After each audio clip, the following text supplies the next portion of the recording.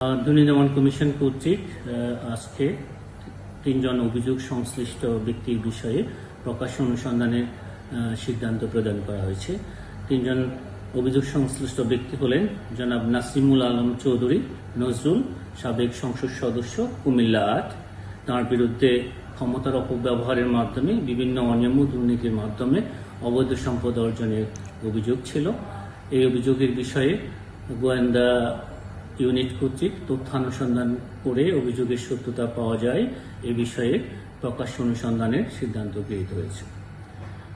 অভিযোগ সংশ্লিষ্ট ব্যক্তি আরেকজন হয়েছেন জনাব জহুরুল ইসলাম চাকলাদার ওরফে রেন্টু চাকলাদার, সাবেক মেয়র, যশোর পৌরসভা।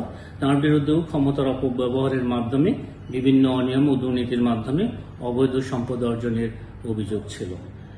এ বিষয়েও গোয়েন্দা ইউনিট কর্তৃক তথ্যানুসন্ধান করা হয়েছে। তথ্যানুসন্ধানে অভিযোগের সত্যতা পাওয়ায় তাঁর বিরুদ্ধেও প্রকাশ্য অনুসন্ধানের সিদ্ধান্ত গৃহীত হয়েছে। অপর অভিযোগ সংশ্লিষ্ট ব্যক্তি হলেন জনাব মাহফুজুর রহমান মিতা, সাবেক সংসদ সদস্য, চট্টগ্রাম ৩। তাঁর বিরুদ্ধে নির্বাচিত হওয়ার পর ক্ষমতার অপব্যবহারের মাধ্যমে বিভিন্ন দুর্নীতি ও অনৈতিক কার্যক্রম সহ নানাবিধ অনিয়ম ও দুর্নীতির মাধ্যমে অবৈধ সম্পদ অর্জনের অভিযোগ ছিল। এই অভিযোগের বিষয়ে গোয়েন্দা ইউনিট কর্তৃক তথ্যানুসন্ধান করা হয়েছে।